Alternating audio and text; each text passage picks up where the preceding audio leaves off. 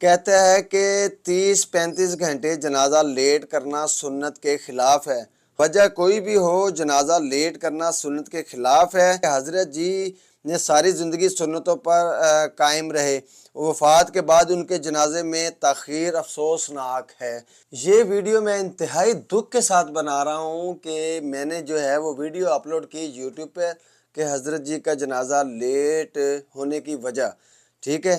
یہاں پر ایک بندے نے جو ہے وہ کمنٹ کیا، وہ میری یہ بھی ویڈیو دیکھے گا، لیکن یہ پہلے کمنٹ سماعت فرما لیں کہ اس نے کمنٹ میں کیا لکھا ہے۔ کہتا ہے کہ 30-35 گھنٹے جنازہ لیٹ کرنا سنت کے خلاف ہے۔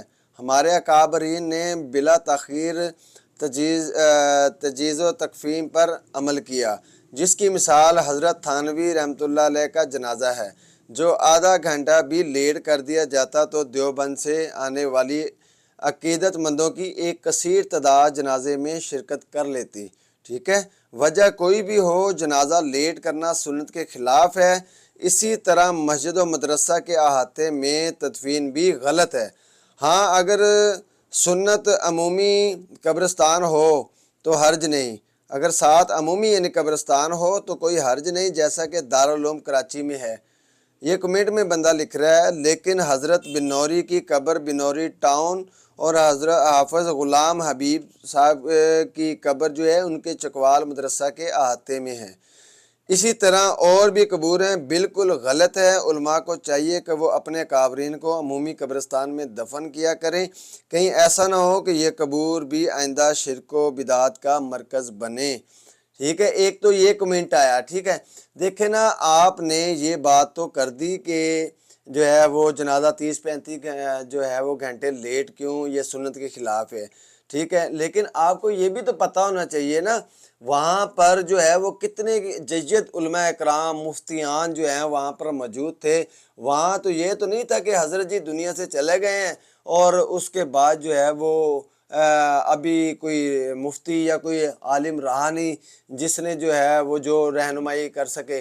یہ جس نے بھی کمنٹ لکھا ہے بھائی جان، بڑے دکھ والی بات ہے کہ آپ کو یہ سوچنا چاہیے کہ جو ہے وہاں پر کتنے علماء اکرام نے آپس میں بیٹھ کے مشاورت کی ہوگی، آخر کو قرآن و حدیث کی روح سے یا کوئی نہ کوئی تو حل نکالا ہوگا نا، کوئی نہ کوئی تو مسئلہ ہوگا نا، کوئی نہ کوئی لچک دین کے اندر ہوگی۔ دین اتنا سخت نہیں ہے جتنا ہم نے کیا ہوا ہے۔ اس کمنٹ کے جواب میں پھر صاحب نے لکھا ہے کہ حضرت جی نے ساری زندگی سنتوں پر قائم رہے، وفات کے بعد ان کے جنازے میں تاخیر افسوسناک ہے۔ اس کے کمنٹ میں یہ جواب، پھر نیچے آیا جی خلاف سنت عمل نے دل زخمی کر دیا۔ بھئی ایسے ایسے کمنٹ ہیں کہ نیچے پھر ایک بندے نے یہ بھی کہا، یہ وقت اختلافات کو بڑھانے کا نہیں، یہ وقت خاندان والوں کو جو ہے وہ خاندان والوں کے لیے نازک ہوتا ہے۔ ایک دو دن کے بعد ٹھنڈے طریقے سے بات کو جو ہے وہ سوچئے گا، پھر بعد میں دیکھیں گے کیا بات ہوتی ہے۔ یہ ایک بندے نے نیچے یہ کمنٹ کیا، ٹھیک ہے۔ اس کے بعد جو ہے اور بھی لوگوں کے کمنٹ آئے، لیکن میرا بات کرنے کا مقصد ہے کہ دیکھیں نا، لوگ جو ہیں وہ جن کے گھر سے جو ہے وہ ایک اللہ کے ولی جو ہے وہ دنیا سے چلے گئے ہوں، اور لوگ جو ہیں وہ کیا کیا بیٹھے بٹھائے موبائل اٹھا کے کمنٹ لکھ دیتے ہیں، اور ذرا بھی نہیں سوچتے کہ یار ہم بات کر رہے ہیں کس کے بارے میں بات کر رہے ہیں۔ کیا ہماری جو ہے اتنی اوقات ہے کہ حضرت پیر ذوالفقار احمد نقشبندی صاحب کے حوالے سے ہم ایسی بات کریں کہ اتنا لیٹ جنازہ کیوں ہو رہا ہے؟ کل سے وفات ہوئی ہے، آج جو ہے دوپہر جنازہ 30 گھنٹے 35 گھنٹے 25 گھنٹے اتنے گھنٹے بعد جنازہ کیوں پڑھایا جا رہا ہے؟ یہ سنت کے خلاف ہے بھائی جان۔ وہاں پر کتنے مفتیان موجود ہیں، آپ کو ذرا بھی جو ہے آپ نے یہ بات نہیں سوچی کہ میں کن کے بارے میں یہ بات لکھ رہا ہوں۔ تو اگر بھائی جان میری طرف سے میری باتوں سے کسی کی دل آزاری ہوئی ہو تو میں اللہ کی رضا کے لیے معذرت چاہتا ہوں، لیکن میری جو کم عقل نے جو ہے وہ جتنا وہ میرا ذہن میں جو بات تھی، میرے بات سے کسی کو دلی دکھ ہوا ہو تو میں معذرت چاہتا ہوں، لیکن جو ہے وہ میرے ذہن میں یہ بات ہے کہ یہ بات یہاں پر نہیں کرنی چاہیے تھی۔